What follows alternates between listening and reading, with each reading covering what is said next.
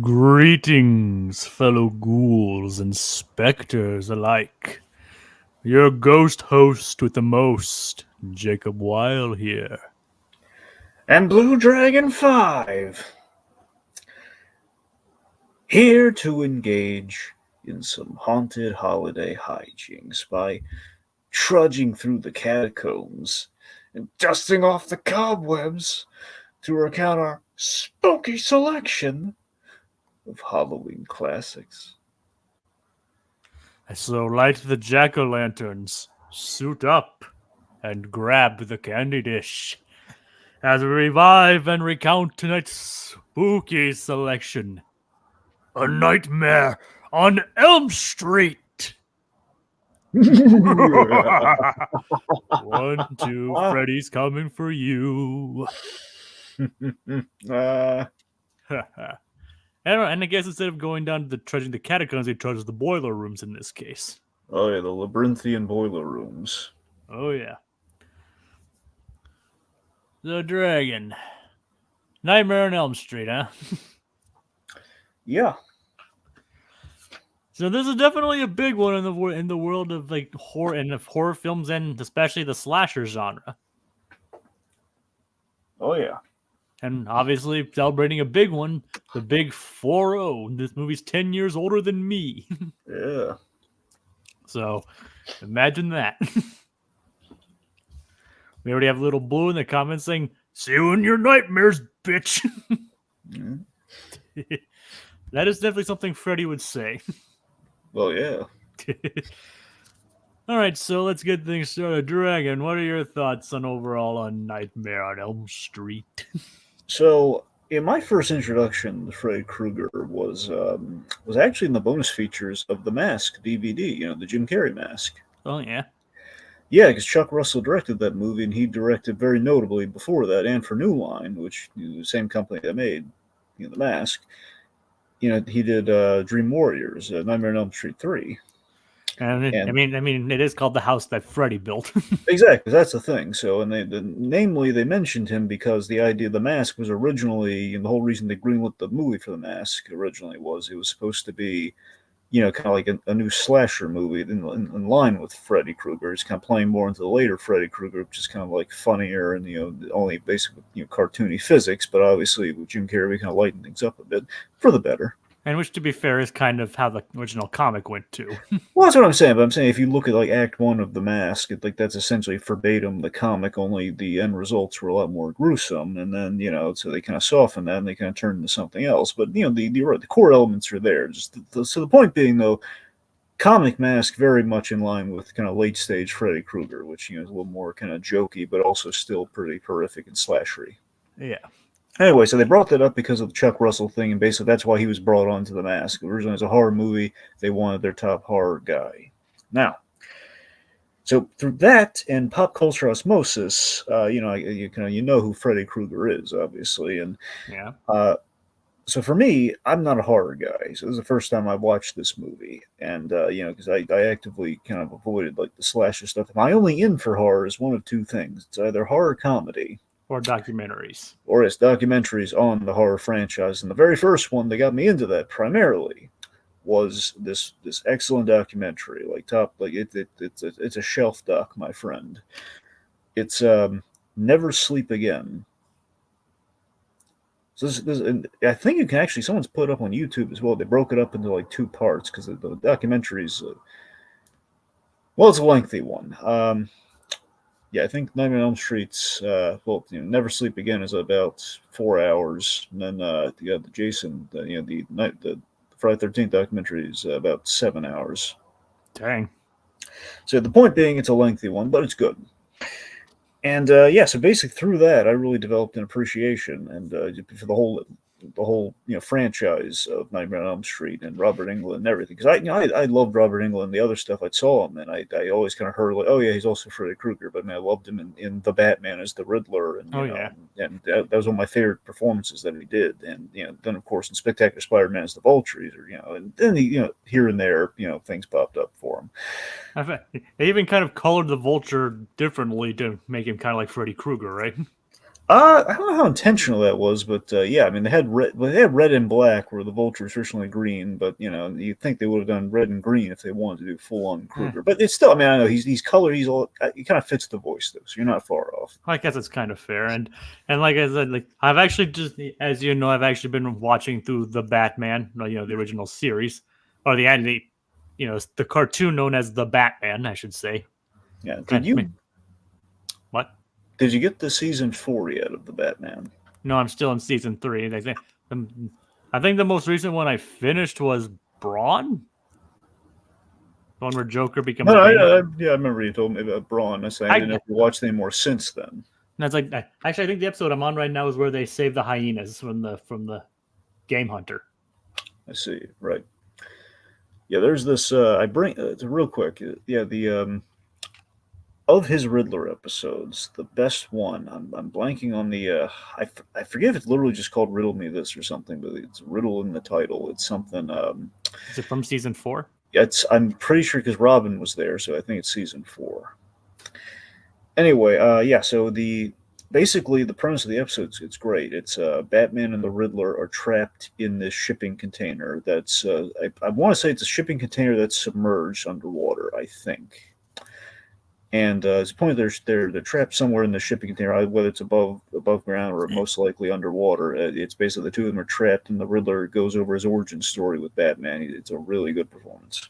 Eh, I guess I can go into my exposure to this, unless you have anything else to add. Well, yeah, I'm sorry. It was just me talking about Robert Englund, but it was just a roundup I, about the movie itself, having finally seen it. I, yeah. Yeah. So years later, again, years later, then I have like the Deadpool comics and everything. I'm saying going back years. Additionally, I have the Deadpool comics in which we've shown and we've talked about how Deadpool does bear a striking resemblance to Freddy Krueger, especially depending which artist. Like Steve Dillon, the way he draws Deadpool is very much Freddy Krueger. I mean, heck, that's even a joke in one of the movies. Exactly, the whole Freddy Krueger. He was intimate with a topographical map Of of Utah. Utah. Yeah. Anyway, so yes, I've always Freddy Krueger's always been kind of like around in that regard, and kind of my fandoms. But the documentary really fully got me into him, and yeah, so all of it very much founded on a really solid first film. It's the artful slasher film. That's what Nightmare on Elm Street is. We brought the psychological kind of impact and kind of like a real cinematic storytelling to kind of the. I'm not going to say the slasher movies are cheap, but I mean, unless you're special like a Jason or Friday the 13th, your slasher movies are pretty much they all kind of run together after a while. And this was a guy reinventing the wheel. This is how we can do a slasher movie, and then he did it again with Scream. I mean, heck, even before this point, Wes Craven was well known in the horror genre. That's what I mean. The guy who can, that's what I'm saying. Like selectively, did you have exemptions to the Slash has been there, done that, and I think this went a long way. And yeah, we could do interesting things with this genre. Look at this Craven guy. Look what he's doing. I mean, heck, this is the guy that gave us The Hills Have Eyes, among other things. I would still love to see like a parody, like a mashup of like Julie Andrews singing, "The Hills Are Alive," but with The hills have eyes. Yeah. Anyway, yeah. So that's kind of my experience of the movie, and having watched it for the first time, it lives up to the hype. It's still pretty good. I've seen pretty much everything talked about to death, so I wasn't. That's the only way I can really watch these movies now, knowing that okay, it's not real. It's not real. It's all effects. Yep. Yep. All right, go on. Like you mean the atomic bomb in Oppenheimer wasn't real? It's not a horror movie though. That's history. I know. I mean, Christopher Nolan didn't actually film an atomic bomb going off. Nolan would try that though. Yeah, he totally would if he could. Yeah, if he could get away with it, he would. I mean, he did a practical explosion, so that's something. I know, but still. Yeah, he's a madman, that Nolan. Oh yeah. His T stands for TNT. It's like nitro too. Yeah. Anyway, so I'm pretty much in the same boat as you. This is pretty much my first time watching the movie, but again, Freddy Krueger's like basically permeated the pop culture. Like he's escaped from the dreams and into the real world in terms of pop culture osmosis. So basically, you if you haven't seen the movie, you know exactly who he is. And so I was like, technically this isn't. I did say this is my first time watching this movie, but this isn't my first time watching the franchise. Technically before this one, many years ago, I saw the remake with Jackie Earl Haley in it. Yes.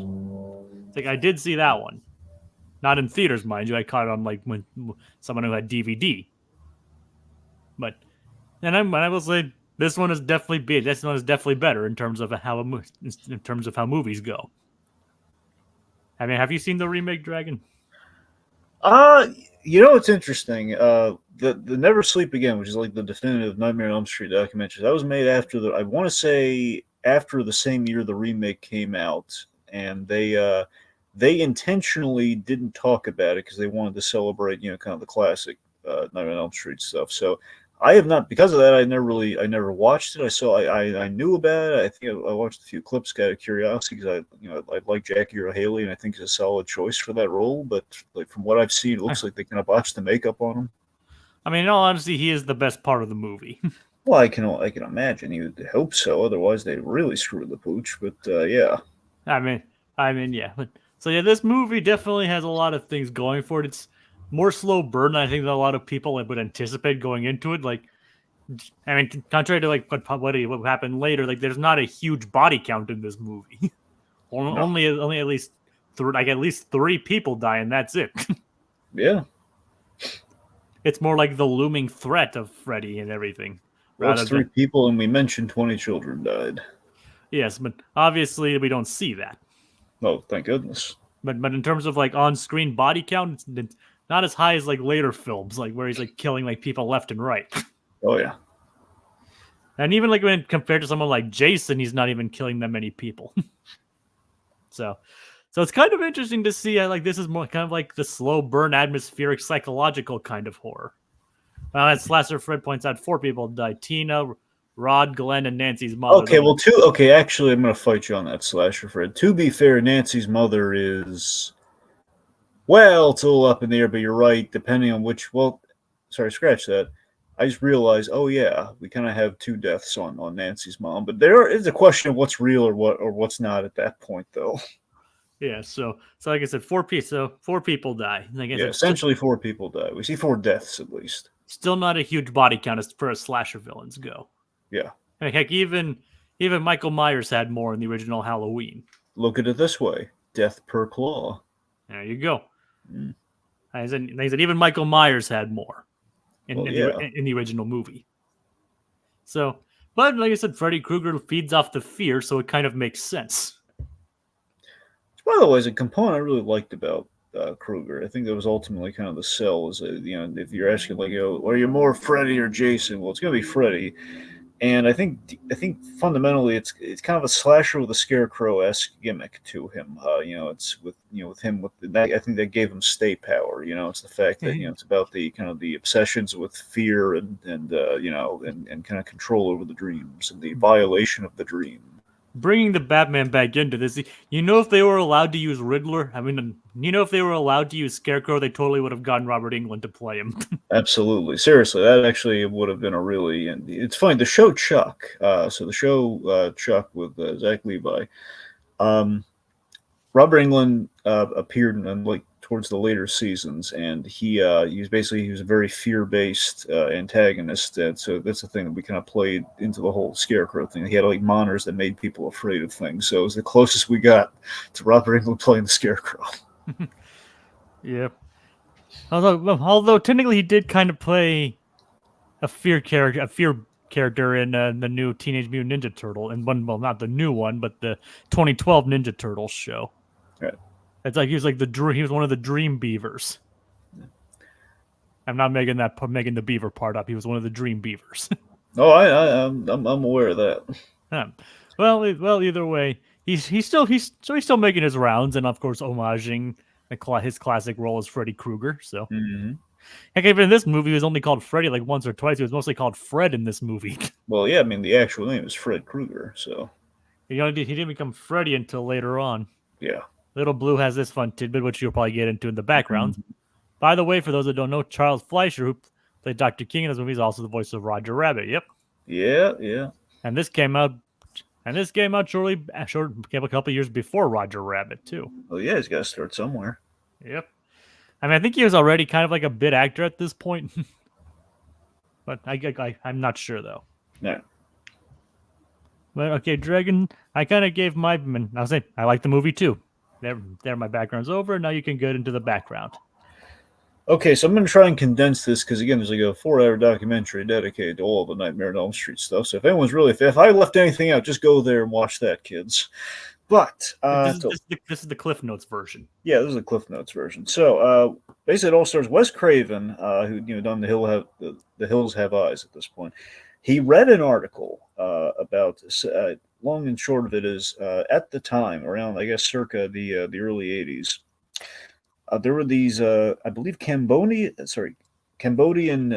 immigrants who basically were traumatized, and basically by the time they came stateside. There was like a war that was going on anyway, so they immigrated, and it was like in the papers that basically I want to say due to the trauma, but they had basically there was a rash of young Asian men who were dying in their sleep.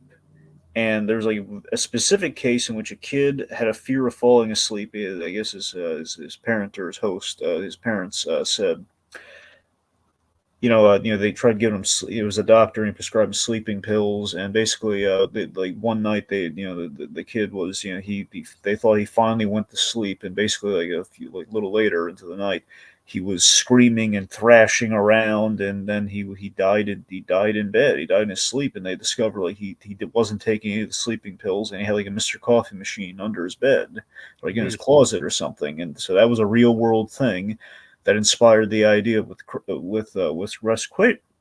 Wes Craven that like what if someone was in the dream, was someone in his dreams he was afraid of. What if there was someone causing all this havoc, and then he basically kind of created the character from there, like Fred Krueger, that is named after a grade school bully that beat him up a lot as a kid. So that was his revenge, calling him Fred Krueger. And the look of Freddy Krueger, just kind of like the whole aging him up and everything. That was there was an old guy one night. Wes Craven was a kid, and he basically peeked through his window one night. I think he heard someone going down a back alley, and he saw like in silhouette there was this old man in a fedora, and he basically he's kind of scary looking, and then he basically Craven popped his head down, they popped it back up, and the guy looked at him and gave him like a scary look, like trying to scare him, like yeah. And that always left an impression. So is that combined with the bully and the whole red and green sweater is basically like it's like a scientific thing where the human eye has trouble perceiving different shades and weight, kind of like the combination of red and green. So basically, he wanted to give like a bad optical kind of look. That's why it's like red. That's why it's red and green. It's kind of like hard to focus on. It's kind of like the 3D glasses kind of principle, kind of.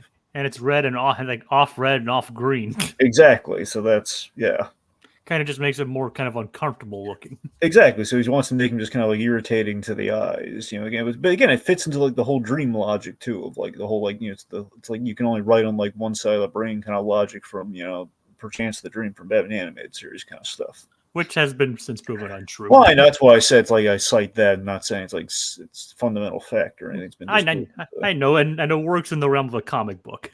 Yeah, but you see what I mean? It's like logic like that, where like certain things you can't do in a dream and vice versa. Anyway. I mean, TV series based on a comic book, but you get the idea. Okay, so anyway, so Craven is friends with Sean Cunningham, who was the then, well, I guess still technically, I don't know if he like relinquished these rights or not, but he's the guy who owns the rights and basically was the main producer on all the Friday the 13th movies. So he's friends with that guy, and he basically took it to him, and Sean Cunningham, remember, Friday the 13th predated Nightmare on Elm Street. Yeah, by how many years? Well, I think Friday the 13th was late 70s. I don't know what exactly. I don't know if it was 79 or not. Evil Dead was, I think, 79. Friday the 13th was the original movie was in 1980. Okay, well, 1980 then. Okay. Well, still predated this either Yeah. way. And the first Evil Dead came out in 81. Oh, 80. Okay, 81. Well, there you go then. All right, so where was I getting? Oh, right. Okay, anyway, the point being, so Sean Cunningham basically looked at the script that Craven wrote and the concept, and he basically said, like, well, Wes, you can't really make a profitable movie out of this. Can't make a good slasher movie out of this because they're going to know it's a dream. They're not going to be scared by that. So then, so Craven just had this really good script, and meanwhile, Bob Shea, who's basically trying to get, he's the guy in charge of New Line. New Line was very fledgling in the beginning. New Line was only like a distributor. They had the rights to things, and they basically, like distributed them. Almost kind of like how Searchlight Pictures worked for a while. Yeah, pretty much. Like they were distributing like old like movies like Pink Flamingos and Reefer Madness, for example. And that's how they were, getting. No, before we move on, we should probably address some of these comments here. Yeah. It's like Joseph Whipp also played Sergeant Parker and a police officer in Scream, which of course is another Wes Craven movie. Like, if you ever see Deadly Blazing, when it's like the woman sleeping in the bathtub and the snake comes in, and obviously Wes Craven did it with Freddy's Claw. Mm-hmm. Shaw's coming in also worked on the film debut Last House on the Left. And apparently they also showed Evil Dead and Nightmare on Elm Street. Well, I was gonna get to that slasher, Fred. Oh, sorry, Draken. Move on. Anyway, so okay, where was I? Where's it going? Oh, okay. So Bob Shea, he's trying to get New Line off the ground. They needed basically their company was so fledgling. They didn't make movies. They were just like distributing movies. So they needed a horror movie hit to really kind of get things going for them. So Craven comes in with the script. They take a year. They get the script into as perfect as they can. So they really take their time, like 6 months to a year, to get everything right, get everything lined up. They basically wanted to avoid Friday the 13th, which obviously be their competition. That's why we're not doing like a full on like kill fest that Friday the 13th is. And it's kind of interesting how they would eventually their fates would eventually intertwine. Oh yeah. So this was a huge gamble for New Line. They invested all they had for basically little over $1 million, which in the 80s, which was a lot. For a mini studio. Yeah. So now even Craven had to sell his. Wes Craven does not own the rights to Freddy Krueger. He had to sell his rights to So basically, had to give up his rights so they could get the movie made, which is like one of the. It's kind of an additional reason. He didn't really do the sequels. What I mean. He did New Nightmare, but that's something. It's kind of a different ball of wax. Yeah. Anyway, so originally we had someone else playing Freddy Krueger, and they got an amazing actor, like the best they could have possibly gotten. They got David Warner to play Freddy Krueger originally. Yeah, I was reading about that. He had to drop it because of scheduling. Yeah, and they got as far as makeup testing. Like he was lined up to play him. Looks of course looked pretty good. The question is how would this movie would have been? How different would it have been if they had gone with Warner instead of England? Well, it sounds like originally, so Dave Warner, the idea was like we go for an older man, and basically Craven kind of could have had a V8 when he realized, well, he's going to be under makeup, so no one's really going to be able to tell he's like an older man, which ultimately they kind of scrapped anyway. But I'm saying at the time that was kind of the realization. We want kind of an older guy to kind of bring maybe kind of like a wizened kind of aspect there. He might have been like kind of gentler with a devious side, which would have suggested that's how he was able to kill all the kids in the past. So that was kind of the idea with Warner. So I think that's how he probably would have played it differently. It might have been a little bit more kind of like lull you into a false sense of security kind of thing, and like a creepy old man kind of thing. That's what I suspect. I mean, especially considering how he was originally supposed to be written and all that. Yeah. Okay. Next. So then Kane Hodder was actually considered after that to play Freddy Krueger because he was a burn victim. He had all these burns on his body, and he was kind of talking to Craven, and they were the conversations were there, and he was pretty much lined up for it. But I think ultimately Craven, had Robert Englund not walked in, Kane Hodder probably would have played Freddy Krueger. It's kind of interesting how obviously he later went on to be Jason, and he did technically play Freddy Krueger one time. When? At the end of I think it's Jason Goes to Hell. I think. The very end of that movie is basically Jason's hand reaching. Sorry, it's Freddy's hand reaching up and grabbing the Jason mask and pulling it down into the sand. So that arm is Kane Hodder. Basically foreshadowing Uh huh. Freddy. That was the idea. Basically foreshadowing Freddy versus Jason. Mm-hmm.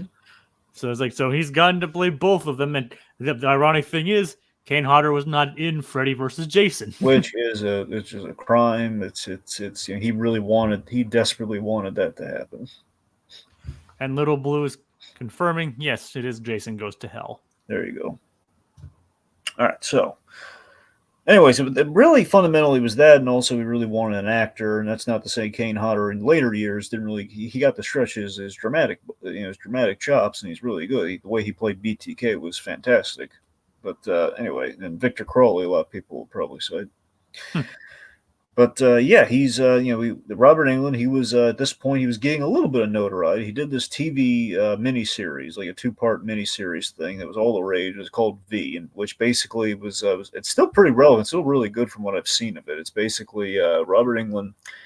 He was like kind of he was basically what if aliens looked kind of like us and they were kind of had like an immigrant status and they were treated as such, but they were actually aliens. But it was like kind of a regular, like everyone knew about them, and like so they were called it was called V, and he played a character named Willie who was like the heart of the thing. He was like he was the comic relief, kind of like you felt for the poor little guy, kind of a character, you know. Yep. Anyway, so he really wanted the role. He slicked his hair back. He always the way so Robert Englund loves to talk and he loves to tell stories, and he loves basically says he took like a dipstick out of his car, used it to slick back his hair, and he used like ash from like the ashtray to darken his eyes so it looked like sunken in, looked kind of scary. And anyway, he got the role. He impressed everyone, and yeah, he can once he had the glove on and everything, he really had like the gunslinger look, and like what really cinched the character, really got him like to Freddy was the way he tells it. David Miller, the makeup artist, who did Thriller, by the way, is the makeup artist from Thriller. Which was around that time, I guess. Yeah, yeah.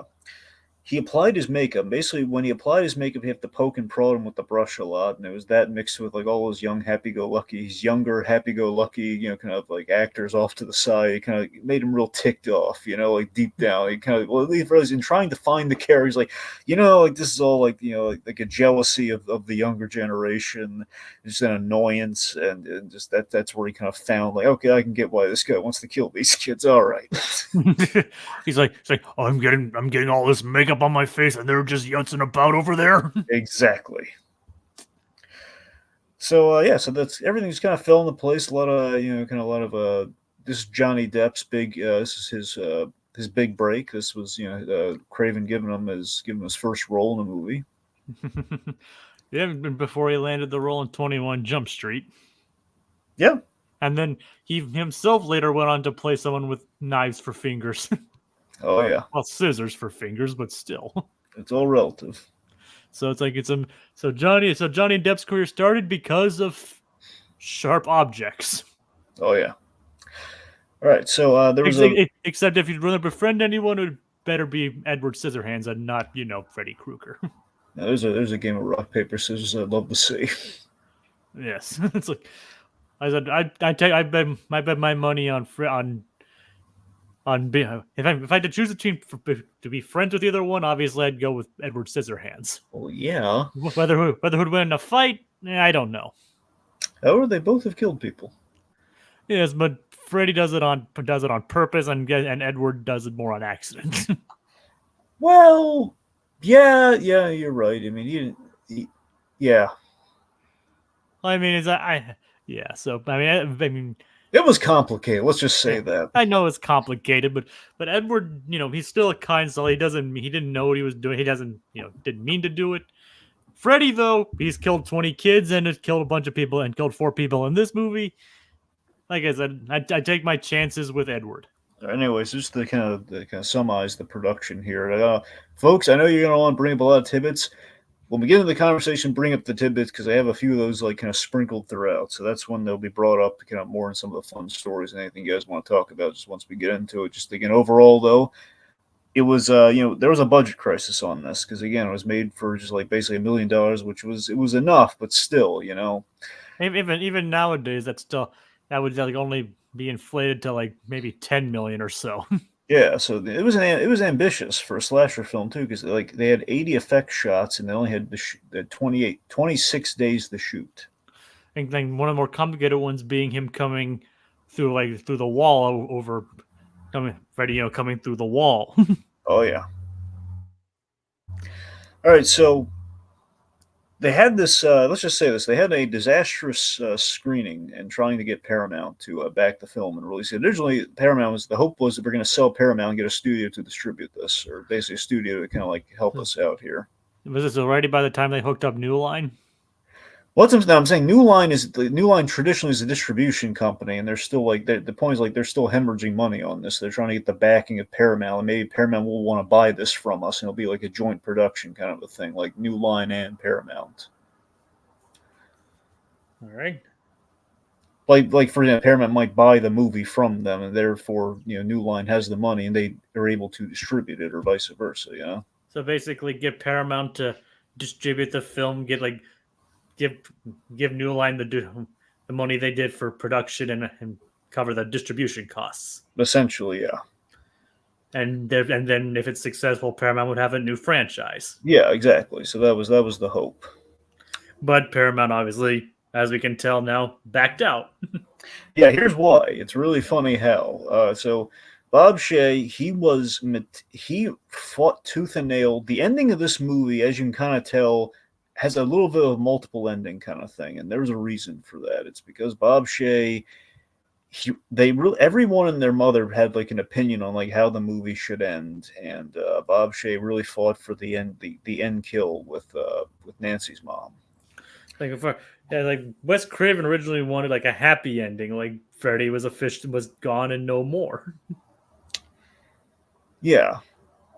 Well, actually, it might have been, from what I understand, I don't know if this is like it started there and then it turned into this, but I think Craven specifically, he just wanted little girls, like, doing the nursery rhyme. At the very least, that was what he landed on, like what he felt that the ending should be. And then you have like that, but then we add like a few other things just to kind of really emphasize he's not gone. And then we kill Nancy's mom, and basically Bob Shea like promised like the guy in Paramount, like, hey, listen, we have a real great thing at the end here. And he learned like the reel that they're watching currently. Like the movie is playing at this point. He's like secretly calling the projectionist, like stepping out of the theater and calling the projectionist, like, hey, which reel do you have? And it's like the reel without that thing at the very tail end of the movie. He's like, no, and he calls somebody to bring the reel of film that actually has that ending. In doing so, basically they have to again, because the movie's in progress, and even if you have like the quickest projection, it's basically by the time the guy would get there, it would be too late because they're on like act 3 at this point. So basically Bob Shea has to like kind of throws his hands up. He basically tells the guy to like stop the reel, and he basically, I'm sorry folks, there's a projectionist error, just give us a few minutes. But he did it at the worst possible time. He did during the third act climax, like right as things are heating up, and the momentum died completely. And basically that's what cost them Paramount. Again, they were into the movie until that point. It hurt, it cost them the ending. It's like if only would have waited just a few minutes. Exactly. If he let it stand on its own, I think he would have been. It would have been fine. At the very least, to get Paramount to back him, I think it's still, even without that tail thing at the tail end, it still was a pretty solid movie. I think. He could have been like a Paramount. Like, we have an idea for an alternate ending. There you go. Like, but yeah. So, and obviously, New Line was stuck to release it themselves. Yep. And the rest is horror movie history. It was a winning bet. They made a killing on VHS and it became a franchise. Like the rest is horror movie history. Bingo. And Freddy became a household name. And New Line became the house that Freddy built. Oh yeah. And like Jaws made people afraid to go into the water, this movie made people afraid to sleep. I'm not making that. I'm making that up. But who knows? I'm guessing probably some people were afraid to go to sleep after this movie. You have to imagine it was at least like anyone who watched the movie at night. Those kids like secretly renting the R-rated movie at night. They had nightmares for sure. It's like that just kind of reminds me of a funny anecdote. Dragon, you're familiar with the movie How to like When a Stranger Calls, right? Ah, like the babysitter who's like, the call's coming from inside the house. all right, yeah, The babysitter receives yeah, the yeah. calls from the creepy guy, and then they realize it's coming from inside the house. Uh huh. Well, my mom first watched that when she was babysitting. Oh, Yeah. So she kind of like related to that. all right. So we're gonna break things down for you folks, and Jacobs, keep an eye on the comments because if anything like ties into the parts that we're on, by all means bring it up. All right. Okay, so just overall, the open the movie, I like the build up to Freddy Krueger's. It's more cinematic than the usual slasher fare. Like it feels like, man, we're really watching it's like a movie that happens to be about a slasher. Oh yeah, I mean the first. I mean, the opening scene when she's running through the boiler room, it just like it makes you think like, wait, what is going on? Yeah, yeah, and of course we have the great reveal of the claw marks. So that was the big. Okay, this is something interesting. It's not just like a psychological, just people having nightmares. It's like, well, nightmares, but the nightmares are real. Where she wakes up and she's like, you see like the claw marks like torn through her PJs. Uh, and you think like, what could have possibly done that? Yeah. Reading. All right. Okay. What's your second comment? I have one, Dragon. Who would win a vision fight, Freddy or Vecna? I would think Freddy because I think he might actually be able to scare Vecna. All right. That's what I would say. All right, let's see. So with the cast, so I think it was mind you, it's probably a necessary choice as well, budget Okay. wise. Okay. No, that was like. Is it this one then? This is my favorite one. Just because Freddy's statistic humor isn't a full joke here. Is that the one? Is that a good one? Is that the one, Teddy? All right, Dragon. Move on. All right, so I love the choice of having a small cast because essentially we have four, basically not counting Freddy, we have four characters and then a few of the parents. Now, probably a practical choice budget wise, but still though, I really like this movie. I didn't really anticipate like going to it. Is that, man, this movie is so tightly plotted, and I really appreciate that. Versus the usual kind of horror slasher fare, which traditionally, especially of the sequels, even with the Nightmare on Elm Street sequels and the franchise, it's like we overload it with characters because we need a higher body count. It's like even with like the teen characters, like it's more than four people after going forward after this. It's hard to keep track of them after a while and legitimately care about them versus, well, their bodies and they're doomed. Yeah, so you actually do get to know these characters and all that. I mean, granted, some of them die early, but you know what they are, what they're about. They're dynamic with each other. Like the minimal cast of 14s and all that lets you get to know who they are and what they're like. That's the thing. I mean, Tina is kind of she's misdirected, kind of Hitchcock style. Like she's the first dream. We're led to believe Tina is our main character. Before she meets a horrible end. Kind of similar to both Psycho and Alien, kind of. Well, yeah, that's the idea. It's kind of funny how we're like dealing into two different very kinds of slasher movies this year. Yeah. Because Alien technically kind of counts as a slasher. Yeah. I mean, there's less sex in it, but it still kind of counts as a slasher. Yeah. What do you think? No, I'd agree. I mean, the Alien movies, I mean, pretty much all of them were killing multiple people on the crew, and Sigourney Weaver's, she's the final girl essentially in that movie. So, it's essentially a haunted house movie / slasher movie in space. Yeah, there you go. And the main villain just happens to be an alien. Yeah. In this case, the slasher is a supernatural being who somehow can enter people's nightmares and kill them. Yep. Then years later, we're gonna add a whole lot of he made a dream as he was dying. He made an agreement as he was dying in the fire. It's like this movie doesn't actually explain how he's able to do this. That kind of makes it even creepier. Yeah, we don't need to know, which is great. Just that somehow Freddy is back. Yeah, we know how he died. That's all we need to know. Like, how did he die? Basically, what is the axe he has to grind? Like, why is he doing this? That we do know. It got quotes like it's an unfinished business kind of thing. Like, yeah, we get the why. We don't need the how. And obviously we can get into why later when Nancy's mom tells us why. Yeah. All right, let's see. So again, so we have Tina, Nancy. Yeah. Oh yeah. Okay. So we have Tina, Nancy, Glenn, and Rod. Oh yeah. The first nightmare we see, as you mentioned earlier, is Tina's, and she kind of sets the ball in motion, wondering what the heck is going on. Who is this mysterious guy coming after them in their dreams? Yeah, basically she's connecting the dots of like, oh wow, we're all dreaming about the same person. By the time she locks in like the fourth of her friends has, with Rod, like Rod's also been dreaming of Kruger. It's like, oh god, she's so doomed right now. Yeah. All right. So plot wise, it flows pretty seamlessly. They're all having nightmares of the same guy. Tina has a sleepover to kind of put her at ease.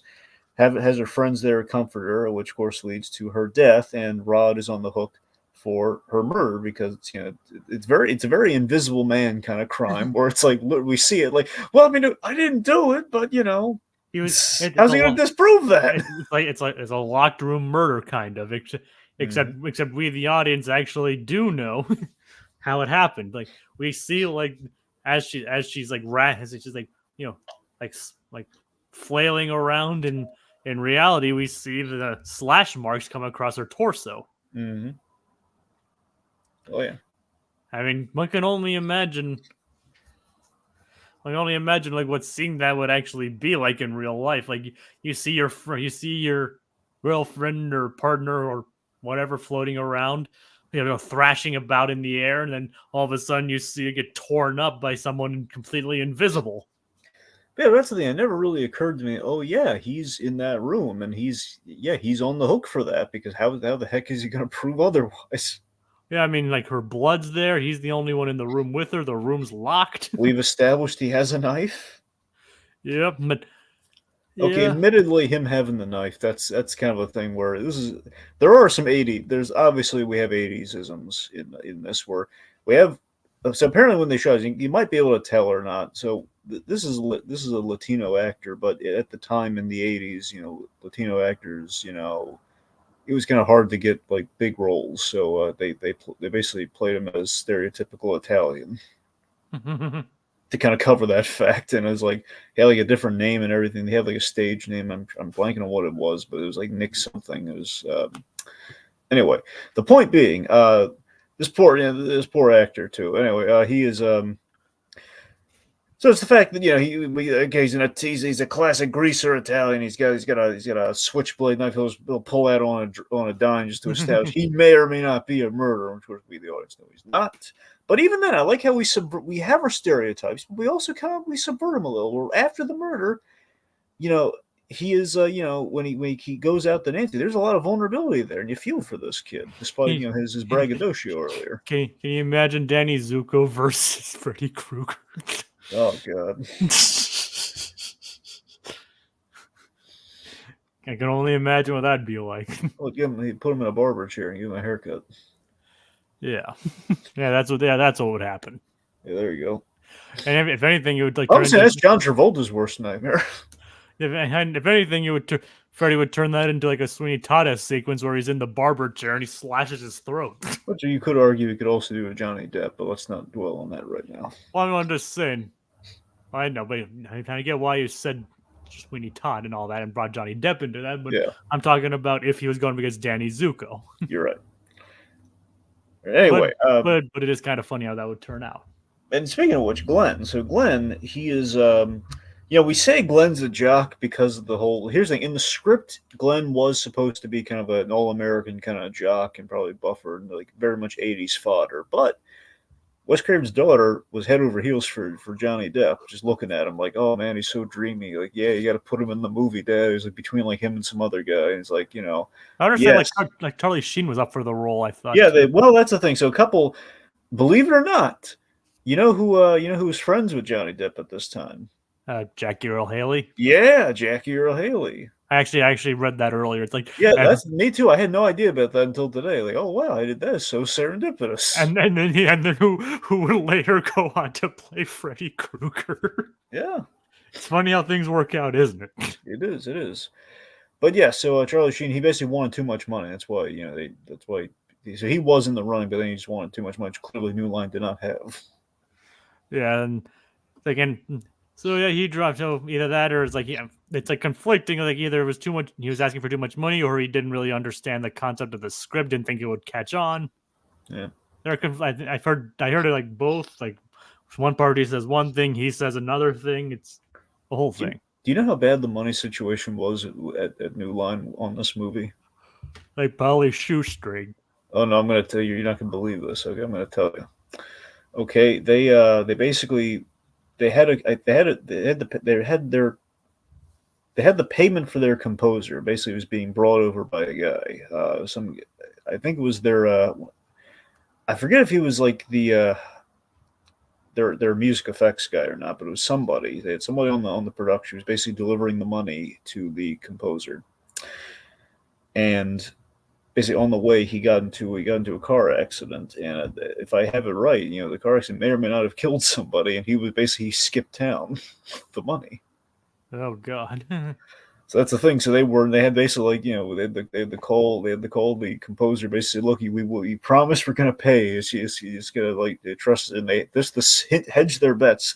They had not Lynn Shay, but they had somebody on the production, one of the other producers at New Line, who was basically pregnant, who just delivered her baby. She's like in the hospital. Like, look, we need a sympathy call right now. You need to call him and beg him to be on the movie because we need the score. and not to mention the fact that from like the film processors wouldn't like deliver the movie if they didn't pay them either. Yep. It's like it's a miracle this movie even got out in the first place. It seems. Yep. That's what I'm saying. That's what they're going up against here. And then years later they made freaking Lord of the Rings. Yeah, it all worked out. Yeah, and they're now basically working with Warner Brothers. Okay. Anyway, so Glenn's he was a jock, but then the Johnny Depp kind of had worked his charm, and it's basically Johnny Depp who happens to have access to a bat, but wouldn't even use the bat later. So I think maybe swings it around once, maybe. I think that might just be like a red herring or something like that. Well, you'll notice too, like it's so funny, like to sell that he's a jock. We kind of say you're a jock, and then we show him in like kind of like a football jersey kind of a thing. Like, okay, so we vaguely have established he's a jock for that one scene. I mean, jocks don't necessarily have to be like huge buff people. No, that's true, but I'm saying it's so not in the movie at all. It's just like it's such kind of like there's no way we really need. The only reason he needs to be a jock is for him to have a bat that we're not even going to use. It's the only reason we need him to be a jock. It just feels like it was an '80s thing. We had to say Nancy's with this guy for some reason. We can't just have her be like with kind of a Johnny Depp because he's hot. Well, I mean, I was going to say charming, but yes. Well, I mean that's pretty much probably the reason why. Because he's all heartthrobby. Yeah, I mean that's the reason why he got into 21 Jump Street and Edward Scissorhands. Yeah, there you go. It's like, they got him into it because of his charm, and apparently he was attractive. Yeah. All right, let's see. So, and he's a good actor too. So there's that. Well, that's important. I mean, he didn't get in here, but he didn't get here just on his looks. I mean, obviously he did a good job, and I think it's obviously not as like over the top and stuff as his later performances, but he gives a good performance here.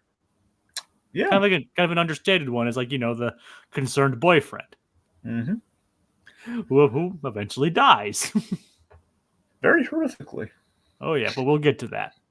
Anyway, so I got it. Here's the thing I completely missed I had no idea, like during the first watch here. It's like, oh well, I feel so much worse for Glenn right now because Glenn, he's poor Glenn. So they're all there basically to watch Tina, who they're worried about, and it's the fact that they have like the morality sucks kind of gag where Tina and Rod are getting busy very loudly, and he wants to he wants to romance Nancy, and she's like, we're here to basically be chaperones, or like not even like chaperones, we're here like we need to have our wits about us kind of a thing. Anyway, and then we get our first glimpse at Freddy. Yeah. I mean, still, don't you feel bad? Like, oh man, it's like it's not Friday the 13th after all. He could have got, he could have gotten the shot just knowing that he's gonna die. Later, it's like, oh, poor Glenn. Yeah.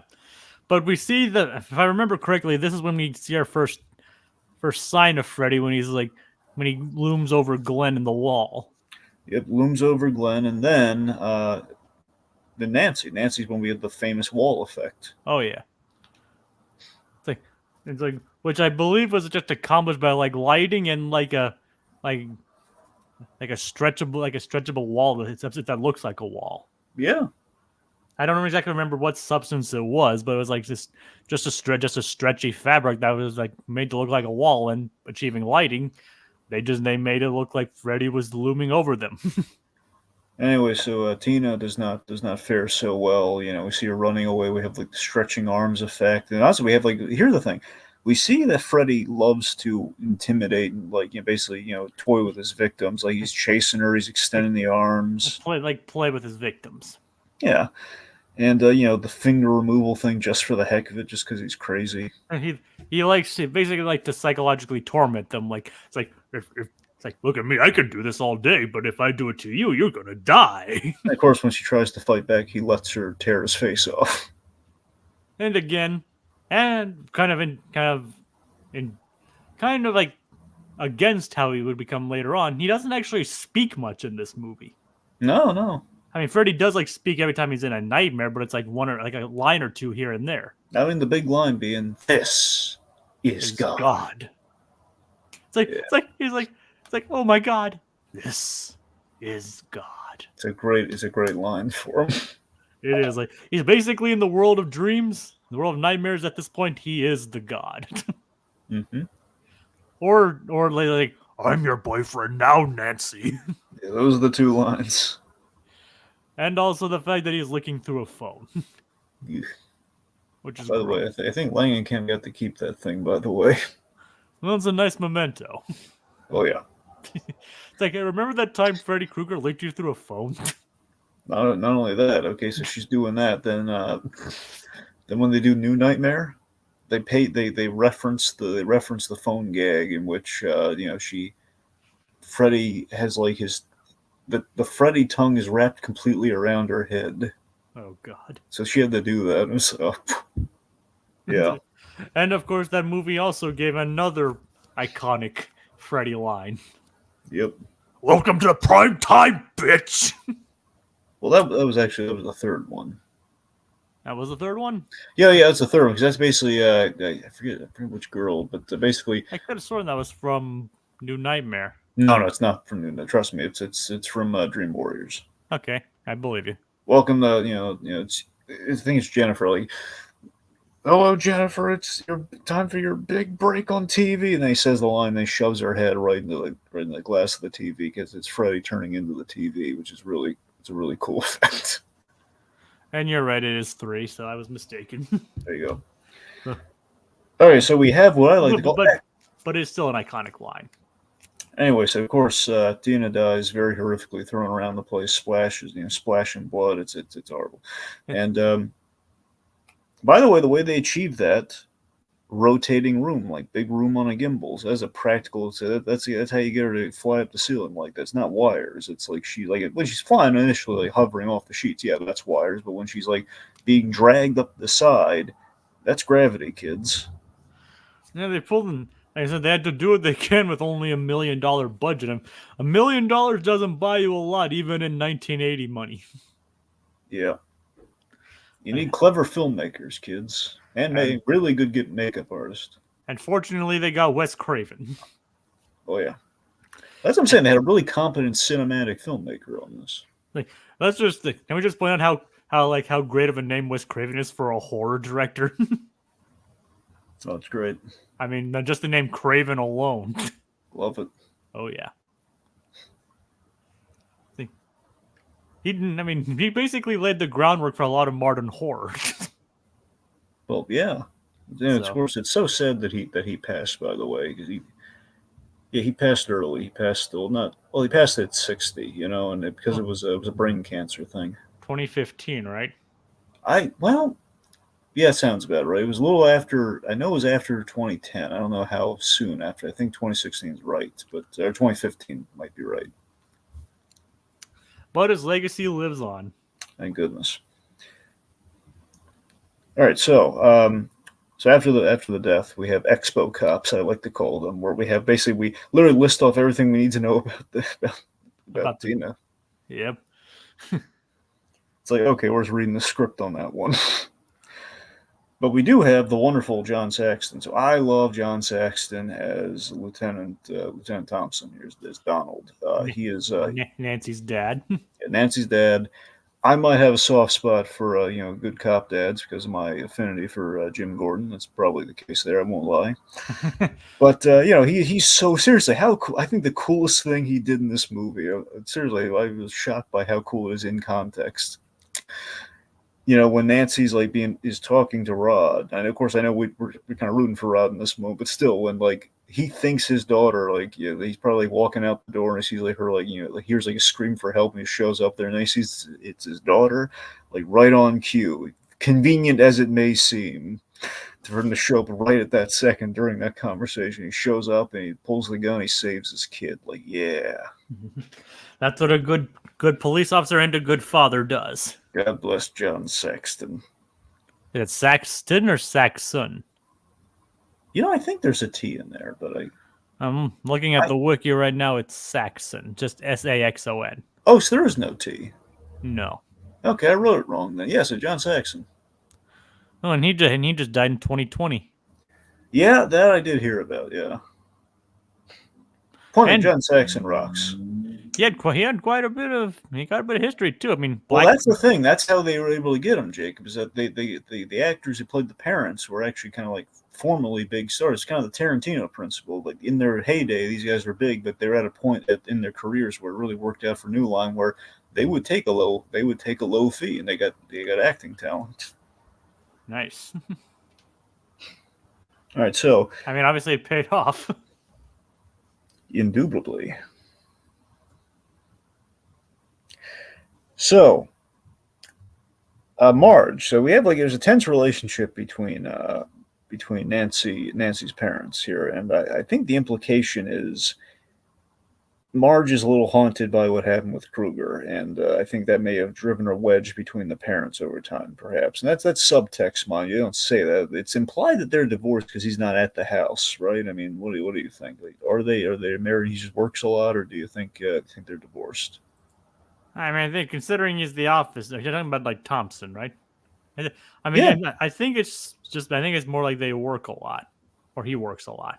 Okay. I mean, it's not really a big of a. I'm saying they're really icy to each other when they show up. Like he's really giving Marge the business there. Like I don't like how could you let her do this? I said maybe it's just like this, they're stressed out about the whole situation and all that. Yeah. Well, regardless, I do love how tender he is with his daughter in this scene. I thought that was really nice, and now she's kind of like a daddy's girl almost.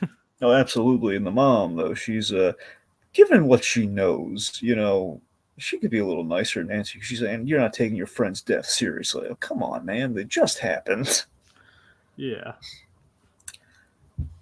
There's also Heather Langenkamp. Her performance is top tier. I mean, she was always like the character in the Nightmare on Elm Street franchise. Everyone loved Nancy, and that love never went away. Yeah. Yeah. All right, let's see. So she goes to school the next day, and she's having these haunting daydreams, which are basically they're kind of coupled with the Shakespearean class. Of course, Shakespeare specifically Hamlet, which is very much driven by dreams, visions, hallucinations of the sort. Symbolic. Oh yeah. So Freddie is taunting her with Tina in the bloody body bag, and this gag was always great. The hall monitor. She bumps into the hall monitor. Screw your pass, and then turns around. It's like hello, Nancy. No running in the halls. God, it's such a chilling, awesome moment. And she does it. No, it's the same actress, it's just the voice superimposed over her with the gloves as well. But I love it. What's great about that is that's the first time. So now the focus is shifted on to Nancy and the fact that Freddie knows her name. He knows these kids. In but it's a mystery as to why. You're right. It's kind of twofold though. Does he know the kids because he's been in the dreams, or does he know the kids because of their parents? That is a good question. And of course, Nancy runs and eventually finds her way to the boiler room. I like our three act structure here in a sense where Nancy has, mind you, there's some encounters that we just see from the outside, but in terms of like her seeing Freddy and everything, she has three encounters, so kind of once per act almost, you could say. And this is Act One for her. And she makes her way to the iconic boiler room. Yeah.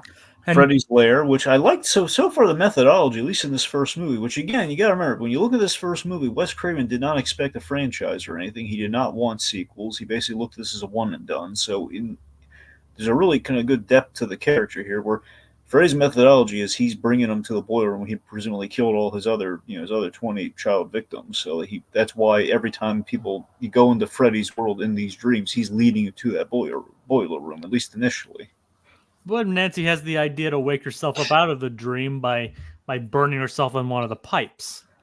Yes, and that's also another chilling idea. We kind of saw at the very top of the movies that there's kind of like a cause and effect. It's almost like that bit from the. It's almost like that gag from. God, I'm trying to remember. I think it was Rise of Skywalker, where is that the one where like she could interact with the stuff when she did the Force conversations with Kylo Ren, or was that Last Jedi? I mean, you mean when she was talking to Kylo Ren and stuff like that? I think Yeah, yeah. that was introduced in Last Jedi. Well, I know. Sorry, I know that's when she was talking to. I mean, like we had like the Darth Vader helmet go with her, like we had like the like the beads. That might have been. See, I think that was Rise of Skywalker. That might have been Skywalker, but maybe elements were introduced in Last Jedi, but I'm not sure. Okay, but you see what I mean. There's the idea of like the cause and effect, kind of like you could actually pull something from the idea that you can pull something or interact with stuff from the dream realm, and it'll actually affect you, and you can actually pull stuff from, which we see later with the hat. Yes, but here it's shown through her burning herself awake, and later we see that it actually shows up on her skin. Mm-hmm. Basically showing like whatever happens in the dream happens for real. Yep. Now I do have a theory. Now I don't know how true this theory is. And this is like my take on it after watching the movie. Is that I wonder if we go specifically to the boiler room not only just for modus operandi, but perhaps because Freddy wants her to find out about what her parents, basically what the parents of Springwood did to her, in order to scare her more and basically play with that fear. Oh yeah, I forgot to mention Springwood, Ohio. Yeah, Jay, you get all the psychos, don't you? Yes, Nightmare on Elm Street takes place in Ohio. Yep. I'd be careful when you go to sleep tonight, buddy. Oh yeah. Yep. Just remember, he only has as much power as you give him the energy for. You know why I'm safe though, Dragon. Why are you safe, Jacob? I don't live on Elm Street. Oh, you're right. It's funny. One of the reasons they chose Elm Street, it wasn't like he went with Elm Street for Americana, but haunting fact. I think Kennedy was killed on Elm Street.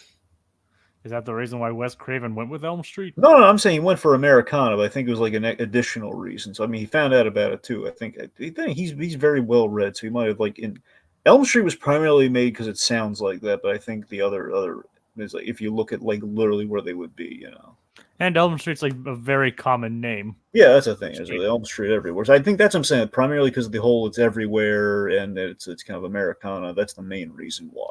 And it doesn't make and let's just say it sounds better than like First or Second Street.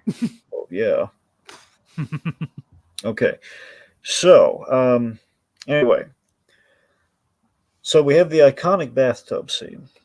Yep, where Nancy's just laying in the bathtub, her legs spread, and then we see the glove rise out of the water. Kind of the jaw shot.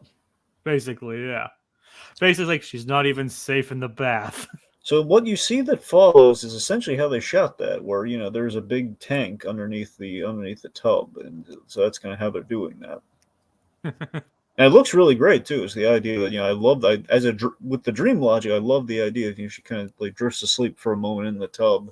It'll just the bottom drops out and it's like ocean essentially. I think that's a really cool and heady idea. Which I mean, the only time I've seen something close to that was in later years with SpongeBob. Remember we had the whole the errands episode.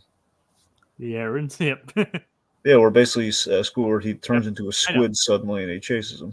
It's like I know you're in here. There you go. Right on, Squidward. All right, little much. So, Sorry. okay. Anyway, It was appropriate though. yeah. If only we could do that scene with Heather Langenkamp. But anyway, so Oh boy. We know what Dragon wants to see. He wants to see Heather Langenkamp in bubbles. well, I mean, it'd be a different sort of fear. It's like, am I wrong though, Dragon? Yeah. It's surprising he's never really done that in any of those movies. When you think about it, just given the whole like R-rated slasher movie, it's never been like a fear of like public exposure. Well, I mean, there's all kinds of other ridiculous ways to kill people that he went with. That's true. And he already tried killing somebody in the tub and it didn't work, so. Yeah, no, you're right. Yeah, he did. So, who knows? Maybe he's like, I try to keep my kills fresh. Yeah. Okay, so then we have just to throw it in there. I don't know what Nancy was thinking. Like, hey, I'm trying to not fall asleep. I'm gonna watch some horror movies before I could possibly fall asleep, just to add to the fear factor there. And what is the horror movie that she watches? According to, I remember I was mentioned earlier, and I forget myself. Mm-hmm. What was it? Evil Dead. Evil Dead, right? Which, of course, is very trippy, given the whole the movie that was highly speculated, but ultimately became a comic. Freddy versus Jason versus Ash, or some variation on who's versing who there, but it's the three of them. Yeah, but Evil Dead 2 would come out just a couple years later. I got a fun fact for you, and anyone who is ever going to meet Bruce Campbell, by the way. So I've had the privilege of I've met Ash, Jason, and Freddy. I'm afraid you've actually met Robert Englund? Yeah, I met Robert Englund. He's great. He actually gave me a free print too. I mean, it wasn't signed. The other one wasn't signed, but I really wanted it, so he gave it to me. So it was really nice of him. Oh, that is nice. Yeah. And by Jason, you probably mean Kane. Oh Hodder. Yeah, Kane Hodder. Loved meeting Kane Hodder. But I've also had casual meetings with Kane Hodder. So I was walking down the hall and just kind of give him the nod, Oh, that's pretty cool. Yeah. And obviously, okay, you said, what were the 5 you said? Well, the 3. So there's Freddy, Jason, and Ash. Oh, you met Bruce Campbell too. Yes. I love meeting Bruce Campbell. It was unexpected. The encounter didn't go as I kind of hoped it would, but I mean, it was good though. I'm just saying, he gave me an experience more than kind of like a real meet and greet. Like he kind of read the room. He kind of read the emotions, and he just kind of like groovy. That's literally it. He wrote it on the thing. Groovy. Yep, here I think he wrote "Stay Groovy" on the autograph. Oh, that's pretty cool. Yeah. Anyway, so whenever you meet Bruce Campbell, they warn you about this in line and everything. So Bruce Campbell, he wasn't paid for that comic, so he doesn't get royalties or he doesn't get anything for that comic. So he refuses to sign that comic. Oh. Yeah. I didn't have him sign. I just had like a really cool 8x10 sign. I'm just saying, like, that's just for anyone who ever meets Bruce Campbell. It's the one thing he won't sign. That sucks. Yeah. That's a shame. I mean, I understand why, but anyway. I mean, what about Robert and Kane? Well, I mean, I think they get likeness. Well, Kane's not going to get that for that one because for obvious reasons. But because because Kane doesn't have like anything like there's only one Freddy Krueger essentially, not counting the besides the remakes. I think Robert Englund gets a piece of it, but I could be wrong. And obviously Jason's just a character that can be played by basically anyone of that stature. Yeah, that's what I'm saying. Like, it can't be any specific Jason. Even if it was that Jason, it would be the other guy who played him, the one from Freddy vs. Jason.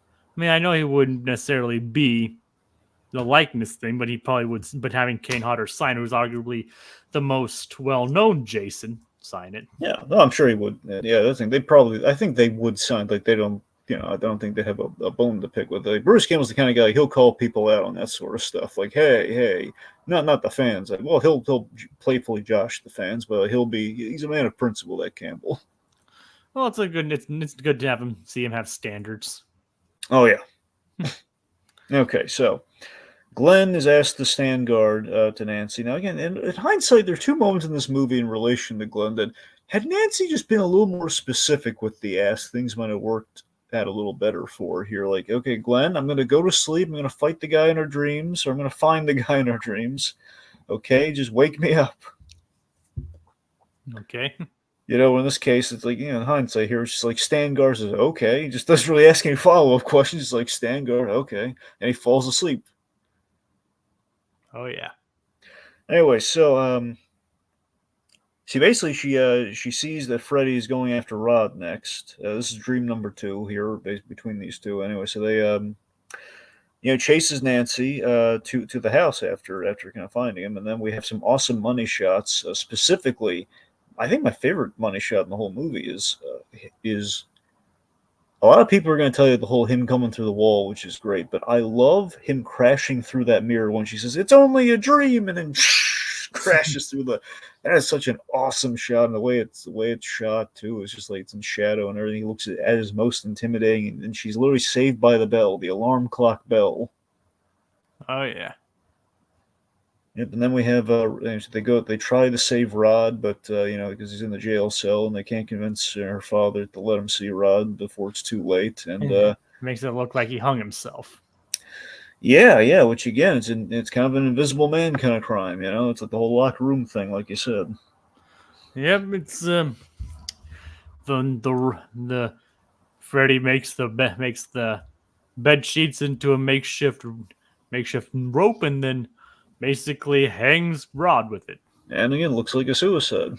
Oh yeah.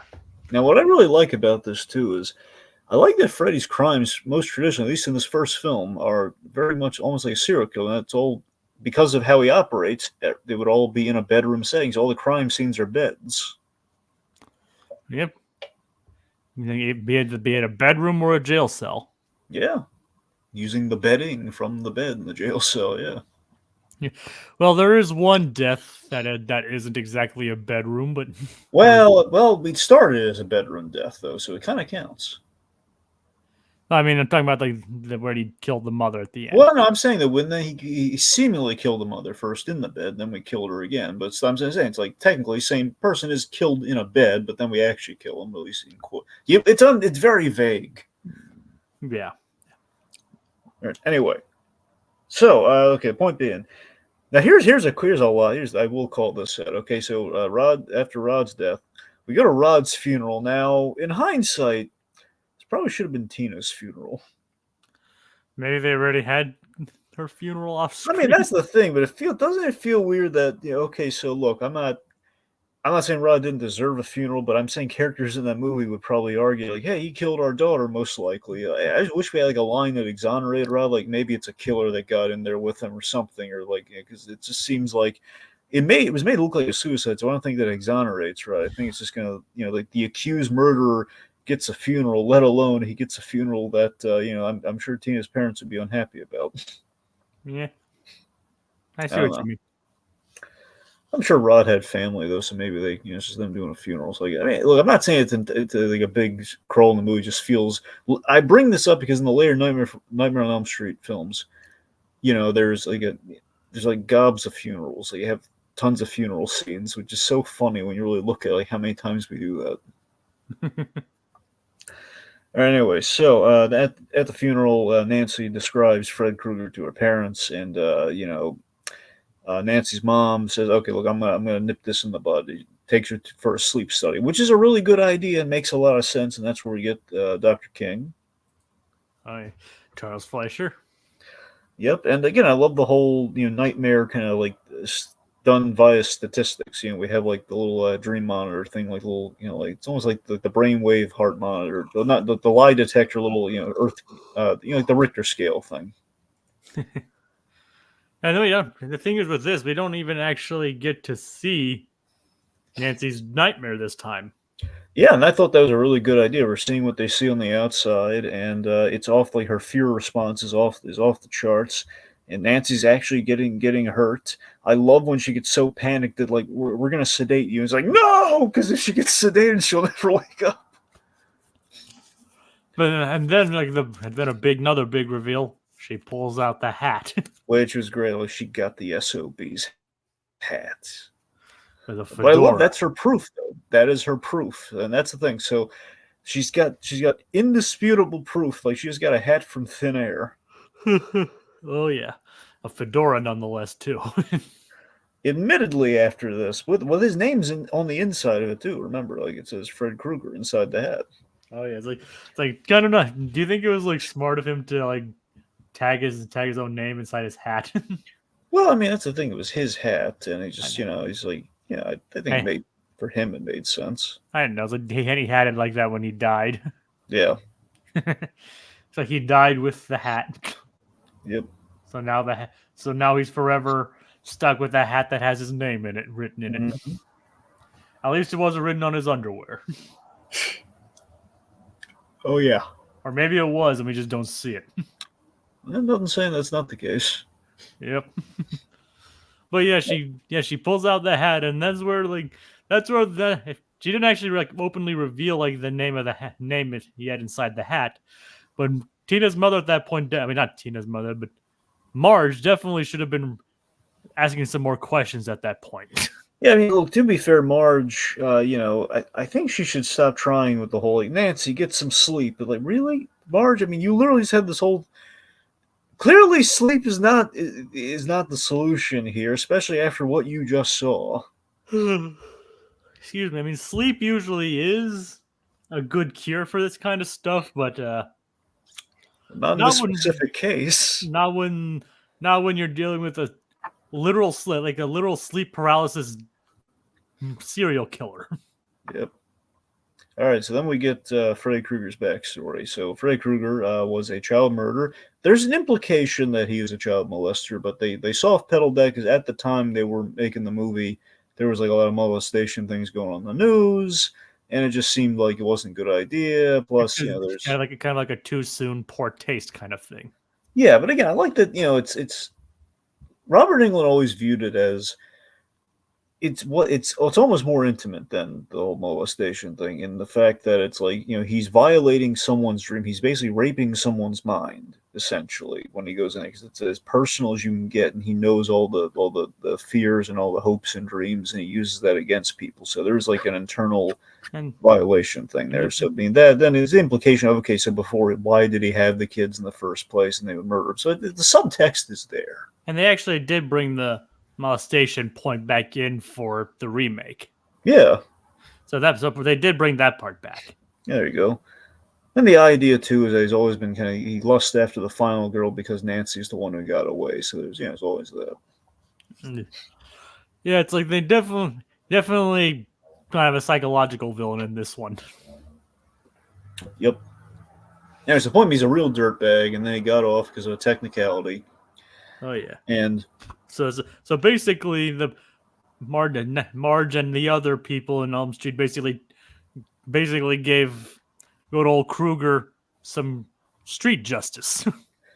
yes, some vigilante parental justice. All the parents they basically they went to his boiler room, and basically from the outside of it they poured gasoline, they lit it on fire, and they basically murdered him. They burned him alive, which. I mean, he deserved. He killed 20 kids, possibly did horrible, heinous stuff to him beforehand, and he deserved it. So this is the main thing Craven wanted to do with this movie is that it's very much like a sins of the parents kind of story. Yeah, it's like hey, you killed me after I was killing your kids. Now I'm going to kill your kids again. What I love about this too is that but so yeah, it's like there's really no reasonable, logical reasoning behind why he does what he does in this movie. He just wants to get, or like again, as we mentioned earlier, how he was able to even invade people's dreams in the first place. yeah, Which again, as I pointed out, kind of has this layer of mystery and creepiness to him. Like it doesn't. We don't need to. The thing is, we don't need to know why he can do that. Just that he can, and that it's freaking terrifying. Yeah, I love that. If you look at it this way, it's kind of like the sin of murder. Is basically what motivated his death, and then of course all the parents committing a sin that ultimately created a dream demon. Yeah. So it's kind of cyclical in that way. It's kind of the whole like the whole like justice is blind kind of a thing. The whole like eye for an eye leaves us all blind kind of a Yeah, mentality.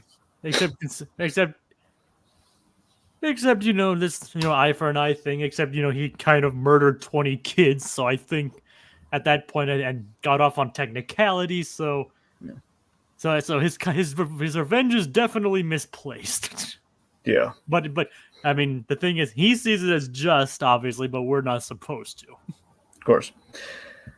All right, I so mean, Mark. I mean, I know I'm kind of spelling the obvious here, but that's pretty much what's going on. Yeah, Like he just wants to be wants to live in peace, apparently, in his boiler room and murder a bunch of innocent kids. yeah. Because what else are you gonna do on a Friday night?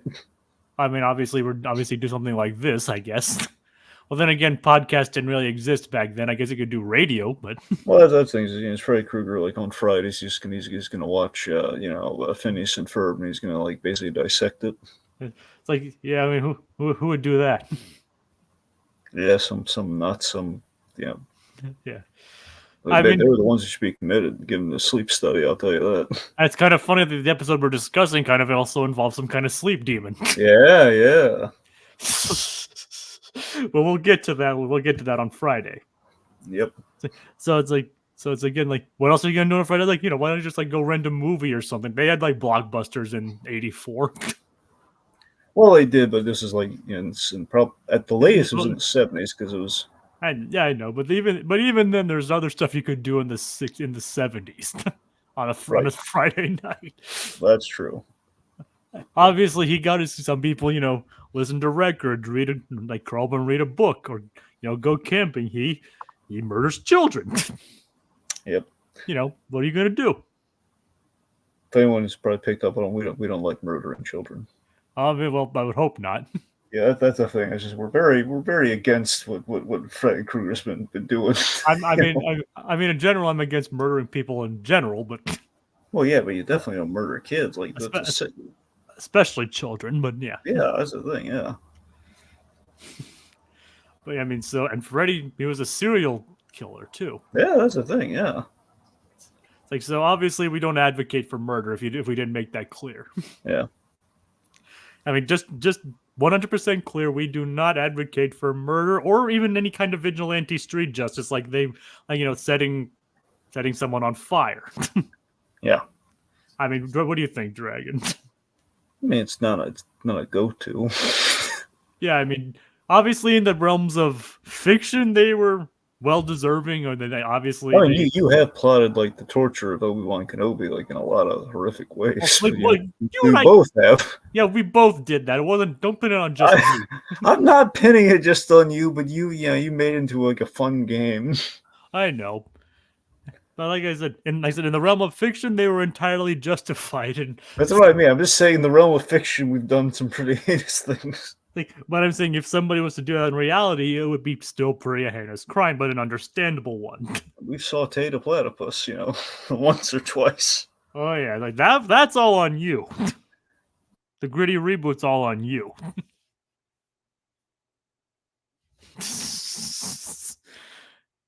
I mean, I never sauteed I've never sauteed any platypus. You know what I mean? Sure. Yes, I do know what you mean. Yes. Anyway, we should get back to Elm Street. Okay, anyway, so Marge is boozed up and helpless. Yeah, it's like she said, like, and she barred up the house. Yeah, which basically is going to doom Nancy. It's like she says she's doing it for Nancy's safety, despite the fact that, as we reveal later, she knows that Freddy Krueger was. Obviously, she just doesn't know that Freddy Krueger is a dream demon. Mm-hmm. All right, so Nancy's on 7 days of no sleep, and we see the Mr. Coffee machine, which now you know where that's from. That's why she had that Mr. Coffee under her bed. So she has a plan. Plan Glenn. So Plan Glenn is to lure Freddy. What? Basically, to have him stand watch out again. Well, no. The plan is like Nancy's gonna go in. Yeah, you're right. He is kind of giving watch, but then he's supposed to hit him with a bat, like beat the crap out of him when he comes out. It's like basically their plan is to go into the dream for like 10 or so minutes, grab it, and basically grab Freddy and pull him out into the real world, and he basically hits him. Yeah, not it's not an A plan, but it's something that would bring him out. I mean, it's better than some of the alternatives. True. I mean, this isn't Inception we're talking about here. That's a whole different movie. There is a remake I'd like to see. It's like Inception crossed with Nightmare on Elm Street. Yes, dear God, yes. I remember back when Inception came out, I pitched like, okay, the Inception sequel, nightmares. But when you think about what Inception's all about, it would track it all. It would fit it all. No one did. Yeah, but it'd still be pretty cool. Oh, of course. Nolan could find a way to make that work. Oh, I have no doubt. Like if he ever patches things up with Warner Brothers, and I'm certain he probably has patched things up with Warner Brothers at this point, considering he did like a rework of Tenet and all that. I'm fairly certain that if he could find a way to make a sequel to Inception work, it would probably work. He could probably he would do it. I mean, probably wouldn't have Leo in it again, considering the ending of the dream and it's the first movie, but a movie following the same concepts could work. All right. Anyway, Jacob. Yeah. All right. Back to the thing. Okay. Sorry. All right. So, problem. Glenn, despite being a good boyfriend, he's kind of useless and narcoleptic, it really shocked me how Freddy hasn't killed him already at this point, because he's dozed off like twice in this movie already, and yet him dozing off initially is not what kills him. Think about it, because he dozes off essentially 3 times, and the 2 out of 3 times he's perfectly fine. Yes, he wants to get, obviously he has an order for it. He wants to get Tina and Rod first. Yeah. He wants to get the people who got intimate with each other first. Yeah. Seemingly that's how it goes. Yeah. I don't know. Right. Okay, so kind of playing by Friday the 13th logic on that one, but I know, but it was a horror trope at that point. Yep. Anyway, so here's the thing. I always felt like a weird thing where Glenn is watching TV and listening to music at the same time in his bed. Now, you'd imagine, I wish the plot was like he was doing that to not fall asleep, which we don't really say. And here's the thing. If he did that and he was still awake when the mom comes in, I think that would have played better. All he needs to do is just be awake when she enters, and that's fine. Instead, you can just read into that's what's happening there. The funny thing is that actually hasn't changed that much now. People can like watch TV and like listen to music on their phones next to their bed as they sleep. Yeah. Instead of like having like a whole ass record player and big boob tube TV on his bed, you can just like watch it all on your phone. Mm-hmm. So it's kind of amazing how that hasn't changed in 40 years. Yeah, just it's less heavy. That's the only difference. Pretty much, yeah. So it's like, this movie is kind of timeless in that regard. People are still watching TVs and listening to music in their bed. Yep. Okay, so speaking of which, so Glenn, I love how Freddy I like to think Freddy did this intentionally, but again, it could just be per his modus operandi here. I like to think Freddy kind of got wind of their plan, and he basically turned it in on himself. Where instead of you bringing me out, I'm bringing Glenn in the bed. Yep, and you see him reach through the bed and basically pull Glenn into basically his world. Easily the coolest death in the movie. Brings him into the bed, and then we have the geyser of blood shooting to the ceiling. Oh yeah, which according to Wes Craven isn't all Glenn's blood. Oh. From what I understand, it's like supposedly like some of the blood of his previous victims, according to Wes Craven. Well, I think so. Craven, he was doing an homage to The Shining. That's why the blood effect, works the way it does. That big giant thing of blood. But you're right. With that logic, it would be like maybe it's the blood of all his victims, at least so far. It's kind of amazing that Stanley Kubrick wasn't known as like a director of horror movies, but he directed one of the most famous horror movies of all times. Yeah. I mean, he did like more like satires and other grand epic movies instead of horror. Yeah. But like again, I mean like Like, I mean, The Shining is like basically like one of the biggest commercial movies that Stanley Kubrick ever did. So it's kind of interesting to see Wes Craven pay homage to that in this. The funny thing is I didn't actually catch that as an homage to the Elevator of Blood. Yeah, yeah. It's basically in terms of the volume of the blood. Yeah, that's why. Huh, what do you know? Anyway, so there's a big story here. Okay, so sorry, real quick though, I just want to mention Glenn's parents again. Had Nancy been more specific with the phone call, it's private. Had she said, "Look, I think Glenn's in trouble. Can you please check on him?" It's like she said it's private and very important. See, that's the thing. That's what killed. That's what got him killed. That and his father. Like you're like, no, he's got. But again, his father was like he wasn't doing anything horrible there. He was just like still, him having the phone off the hook, that was bad. Like, well, like how was he supposed to know that his son would get killed by a dream demon? That's what I'm saying. Look, the dream demon thing, sure. Again, had she been more specific, I think Glenn might have had a chance. Yeah. But Anyway, but think about it. Think about it. She was afraid and irrational, so she couldn't really. She wasn't. I mean, people. That's the thing. Like people like criticize these horror people or horror protagonists or characters for making stupid decisions. Like, well, yeah, if you're running for your life, you're not going to be entirely from something you don't entirely understand, something that's trying to kill you. You're probably not going to be making the most rational decisions at all times. Yeah. I mean, granted, some of them could be a bit smarter. I mean, that's just why that argument never really sat well with me, because it's kind of realistic not to be rational in a horrifying situation. And also, she's on like 7 days of no sleep, so I don't think she's going to make her best decisions. And she's only like 18 years old. Yeah. Well, probably 17, but yeah. 17, 18 years old. Yeah.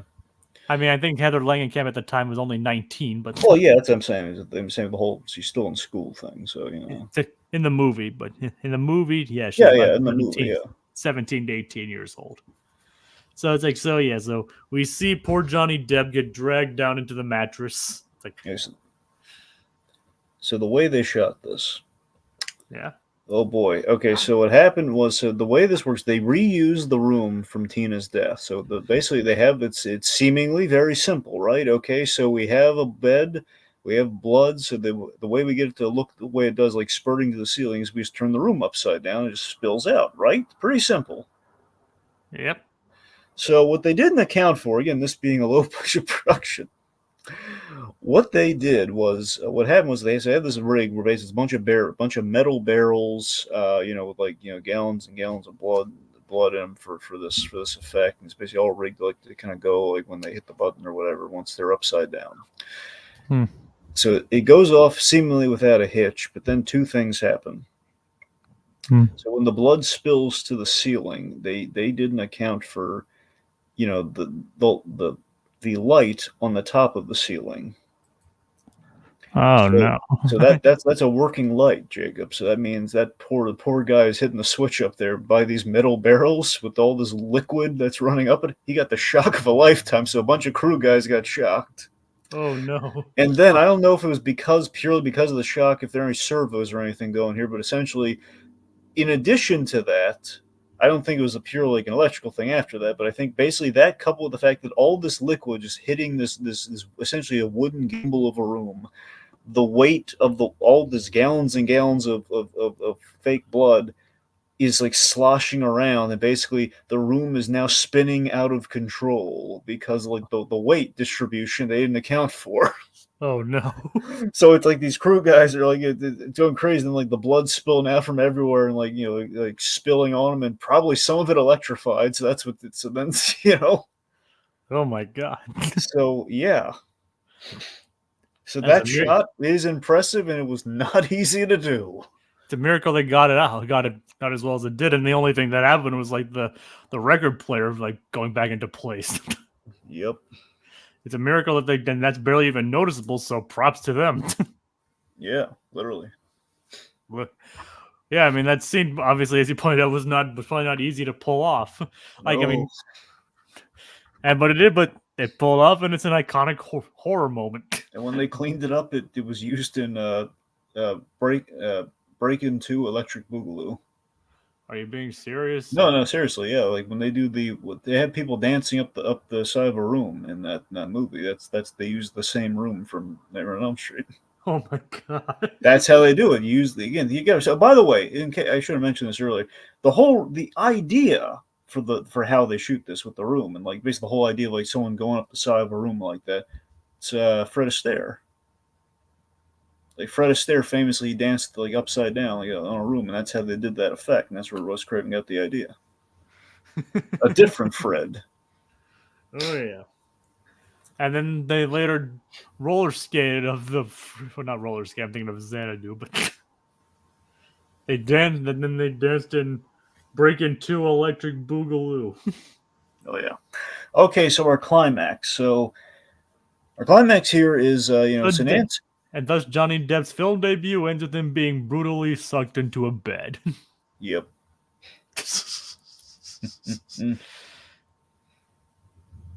Well, he definitely have issues with beds later on in his life too. Yeah, nothing nice meeting Johnny Depp in these beds, I'm afraid. No. It's always something gross from the human body. Anywho, Yeah, we're not gonna get it. That's all we're gonna say there. So yeah, so we have the climax of the movie. And we earlier set up that Nancy had used this book, booby like urban booby traps. It's basically urban booby traps. You can. This is pre-Home Alone too. That is true. So Wes Craven's had an interest in this sort of thing, and like he came across a book that was essentially the book that she has, and that's that he kind of had an interest in. So he put it in the movies for the heck of it, and I guess basically, yeah. Go on. No, I'm saying that he's kind of put it in for the heck of it. I guess just kind of like took off like, yeah, sure, why not? And then and if you notice, Wes Craven in his other movies too, he had worked in booby traps, and then at a certain point he had to stop doing booby traps. I keep doing booby traps. I guess stop that. Yeah, he was a fan. Yeah. Can you so imagine? Wes Craven, Home Alone owes everything to Wes Craven.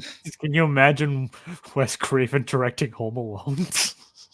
Oh boy, Marv! Just imagine what we do with Marv. Would it still be a horror movie, or would he try and still make it comedic? I think horror with some comedic bits. I mean, yeah, but I can only imagine what that would be like directed by Wes Craven. Probably not much different, just with all the comedy removed. Yeah, the guys who do the Corridor Crew. I've heard of them. They've done so occasionally. They talk about effects and stunts and animation. When they basically bring in like animators and stunt guys and effects artists to actually talk about this is how they achieved this in the movie. Like they speculate how it was done, then they tell them how it was done. And yeah, I've heard of the Corridor Crew. A couple of people I follow have done some work for them. So in addition to that, they also have done these really impressive things where they'll go into like existing footage from movies and they'll basically tweak it. So it'll be like basically the gritty version of it, where like what if we saw like the real world implications of, for example, Home Alone. Like what if we saw like the real life damage that Marv and Daniel Stern and Joe Pesci would sustain. Well, if that's the case, then he would have been dead the moment he got hit in the face with a bowling ball. And they show you that. So it's like a super cut of like all the actual, like they've added like blood effects and like, scorch marks and stuff. Like, like they show you like the actual horrific damage that Kevin McAllister's doing upon the wet bandits. Yeah. Like I said, so yeah, he would have been dead the moment he got hit in the face with a bowling ball. They show that. Amazing. That's what I'm saying. You look into it. I mean, like I said, I've heard of the Corridor Crew. Like type in Corridor Crew Home Alone, you'll see it. I'll give it a look. Anyway, so point being, we have she basically begs her father, like, look, just give me 20 minutes and come by to arrest the guy, please. And he's thinking she's not making any sense, and has like a guy, okay, look, he's not. I want to be clear, he's not just completely like dismissing. He's like, look, just if anything happens to the house, just like let me know. It's like what do you mean let you? Just if anything happens, just keep an eye on the house. And like I said, he's a good dad. He's concerned about his daughter. He goes along with it. Doesn't mean her boyfriend just died. So I mean, of course he's going to be, Yeah.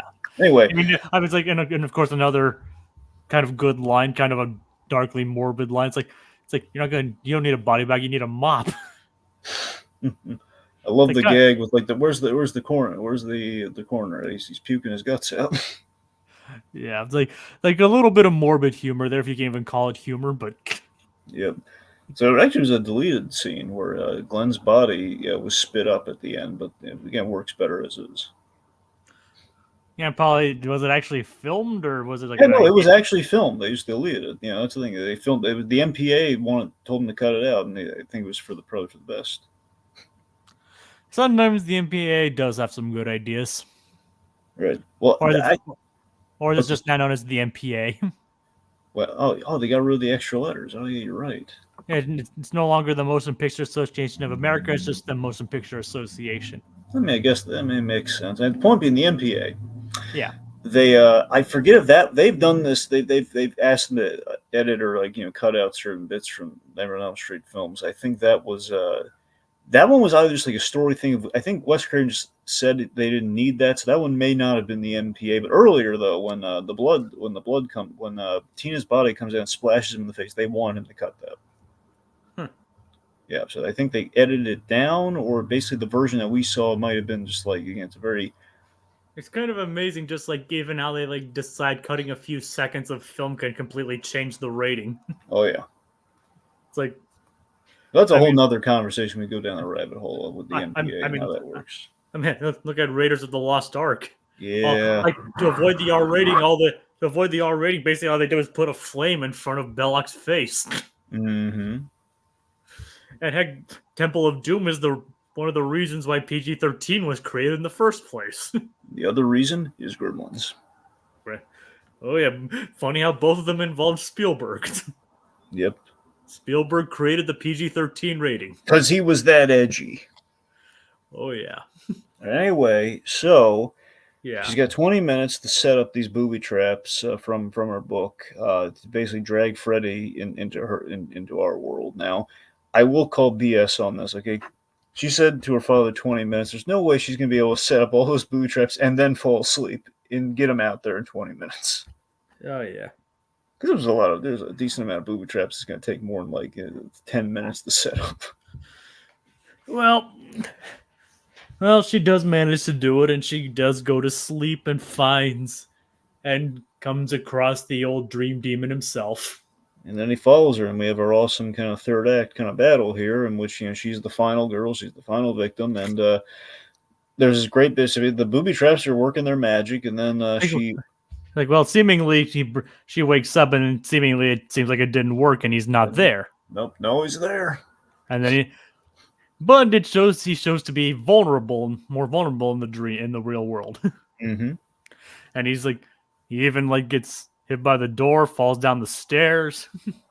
So then Nancy lights him on fire, which is like a great like middle finger to Freddy. Like, I'm gonna light you on fire like they originally lit you on fire. And he's like, no. Like even as she threw the alcohol on him, he's like, no. I love like the moment of fear for him there. Like, no, not again. It's like, because alcohol, as you know, is extremely flammable. That's a proof, yeah. So he knew what was coming, especially when she lit that match. Yep, and the one good thing came from her boozy mom. Yep, just a bunch of booze, and she could just throw it onto Freddy and light him up. Yeah. Okay. So, let's see. Anyway, so then here's another story for you, real quick. Tony Caesar did this fire stunt. You could tell it wasn't Robert Englund on fire. Well, yeah, but that's the thing. Here's what's amazing. The reason you can tell is the story there, Jacob, because originally it was supposed to go a lot more seamlessly. Because, okay, so he's lit on fire. He's basically chased her up the stairs. He's lit on fire, and then he falls. Now, what ended up happening is he's running around. He's then going upstairs. He falls, and he tries going up the stairs again. This guy, he lit himself on fire for this. I mean, that's crazy. Like, Wes Craven was like so grateful. I am so glad you're on my movie. Just the fact that he put in the extra effort there. It's an impressive effect, given like Freddy's whole thing with fire, and then later on we had like the whole fiery footsteps, which is a really cool touch. Oh yeah. Anyway, so then, admittedly, the tail end of this movie, things start getting into that dream logic, which is intentional, but also it does make you wonder what's real, what's not. Where it's like, hey, So Freddy gets revenge on the mother, and then she sinks. It's a really cool effect, them sinking into the bed and everything. Oh yeah. And so then John Saxon here, we have Donald. He comes in, he bears witness to this. So he sees, okay, my daughter isn't crazy, and then things get a little. Again, things feel a little dreamlike and off here. Like, okay, people are asking what's happened here, and there's kind of like leaves his daughter alone in the room, and then she has, she basically takes, she tells Friday off, like, hey, I take back every bit of energy I gave you without the fear and everything, and he's in her world now. He basically, you know, seemingly he's defeated, and it's an inventive way to defeat him. It's a psychological way to defeat him, which I think is right for that character. Like, basically saying like, I'm not afraid of you. You don't have any power here. Yeah, And as it turns out, he tries to attack her and fades away. yeah, it's great. And thus ends his reign of terror. It would seem. So it would But seem. that's the thing, though. Okay, so she leaves the house, and like in an instant, though, it's like we walk into, okay, so clearly we're. Well, that's the thing. It's ambiguous, though. Are we in a dream, or like some people would speculate? Robert Englund has speculated this. The whole thing was a precognitive nightmare where she walks out of the house, everyone's fine and alive. So this is the idea. She's had the dream of the whole movie already. So she has like an idea of what's about to happen. Basically, the entire movie was a nightmare. Yeah, which I mean is I think kind of the most direct read on that, given how everyone's alive. And given the title is A Nightmare on Elm Street. Yeah. So they get into Glenn's car, and then Glenn's car. So this again, it sounds like originally, I think Craven always had the ending where it was going to be the girl singing the nursery rhyme, even if everything was fine at the end. But then they kept adding things to it. Where okay, so then they get in the car, and because they needed like the big, Jason coming out of the water kind of an ending. They needed the. It's basically how the first Friday the 13th movie ends. Basically, Jason like pops out of the water. Yep, one of the most famous jump scares in film history. Absolutely. So, equivalent to that, basically, the top comes down like a fun surprise, like, oh look, the top came down, and And then then the top is Freddy's colors on it. at the top is Freddy's colors, and if you notice, like the little latches that lock him in, those are Freddy's claws. Oh yeah. And then like the window rolls up, and she's like begging her mom, who's like all smiles and everything, not realizing, no, let us out, let us out. And just drives off as the girls are singing their nursery rhyme, and then jump scare that again cost them Paramount. The arm crashes through the window, and it's somewhat of they always acknowledge how cheesy the effect looks if you really pay attention, because basically it's a dummy. It's like an inflatable dummy, because that's the only way you can achieve that effect. Where the arm crashes through the window and pulls the dummy right through the little hole. Yeah. Yeah, and that's it. That's it. We end with the haunting nursery rhyme. 1, 2, Freddy's coming for you. 3, 4, lock the door. 5, 6, grab your crucifix. Which we do see in the movie, by the way. Yes. Yep. So yeah, is the entire thing a nightmare? What's real, what isn't? Who knows? So, Jacob, are there any big comments we should maybe acknowledge before we can end things out here? It's like, well, we had like War Monarchs. Like, thankfully, after he died, Johnny Depp was reincarnated as Jack Sparrow. Yeah, there you go. It all worked out for old John. Oh yeah. It's like little slasher Fred a little bit earlier saying during the first act of the movie, you have Freddy speaking in the Robert Englund voice, but later having speaking in the demonic voice. Yeah. Opening prologue, we only see Freddy's hand and feet. His menu, his iconic claw weapon is tremendous. Opening. And Little Blue saying, or more probably, Edward Scissorhands versus Freddy Krueger, what we were talking about earlier. Yeah. Well, that's the thing. So Freddy, Edward would never hurt. He hurt a fly, but that was there was a circumstance at play there. But aside from that, though, I mean, I don't. Kruger's absolutely going to win that fight, even if. Plus, I mean, Kruger he can regenerate, so he's fine. Because Oh I'm yeah. pretty sure he can regenerate. Usually he's a dream though, so I don't know how I'm not 100% on that. But regardless, though, I think he'd probably play it off and be fine. Yeah. All those, like, yeah, Freddy would definitely come out of that one alive on top. Well, more or less. Yeah, more or less alive, but Yeah, I mean, alive in quotes, because I think technically he's like a deceased dream demon, but you know. what about Sweeney Todd versus Freddy? I mean, again, Freddy. Freddy, but Freddy can invade people's dreams. I mean, they're both technically serial killers in a way, but I said the worst thing that Sweeney Todd did was kill people and turn them into meat pies, which is quite frankly is still terrible. But he doesn't have he's not a supernatural dream being who can kill people in their dreams. Not the last time I checked. No, so it's like so. Don't get me wrong, as great as Sweeney Todd is, both the movie and both the musical and the movie, I don't think he can still take Freddy in a fair fight. Nope. All right, so we've reached the end. Jacob, do you have any parting words for the fine folks? I don't have any. I don't have any parting words. I mean, I enjoyed watching the movie. Obviously, this is a big part of horror movie history, and it was kind of our time to give it its fair due. Yeah, I mean, I've invested so much via that documentary in the Elm Street franchise. I mean, I kind of wanted to. I figured with a hidden 40, you know, and it just felt kind of right. And like, if there's anyone that at least I'd be comfortable enough, like any slash movie, be comfortable enough talking about, it would probably be Nightmare on Elm Street, just given how much like I've seen behind the curtain of it. And the thing is, as far as horror movies, it actually is pretty tame. But I mean, I mean, you know, comparatively, I mean, it's like a giant geyser of blood and everything. I know what I mean. It's just it's not like like a big like jump scare, boom, horror, that kind of stuff. Yeah. It's like obviously as I mentioned before, like more atmospheric and psychological than outright, boo jump scare, that kind of thing. So it's a very well made movie that again like really reinvigorated the genre. I mean, 40 years later, I hope we did right by it. Again, I think Wes Craven again. He defined horror and he re-examined horror. That's really I could say about Wes Craven. He was always a scholarly kind of guy. He really looked at horror, he examined it, and he really brought a lot of really new great ideas to the forefront. And Robert Englund, he cultivated a unforgettable character. I mean, you can tell how much Wes Craven loved the horror genre. I mean, not only because he worked in it, but just because of how much he was able to examine it, whilst, like, especially with something like Scream, but he was able to still make a compelling horror movie regardless. Yeah. I mean, think about it. This guy gave us, again, The Hills Have Eyes, The Last House on the Left, Nightmare on Elm Street, Scream, among other things. It's like he definitely left a mark.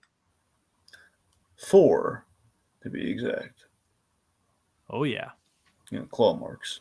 I know what you meant. All right, so I want to thank the folks for tuning in. We had Little Blue, Slasher Fred, Tom Baker, Sonia Pantoja, Teddy,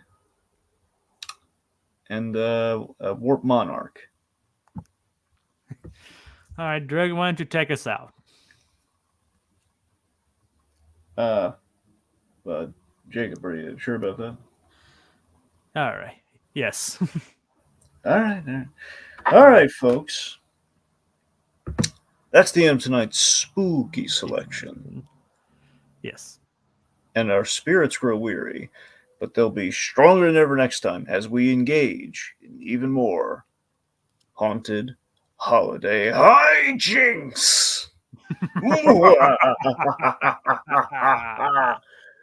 This is God. Sleep well, kids.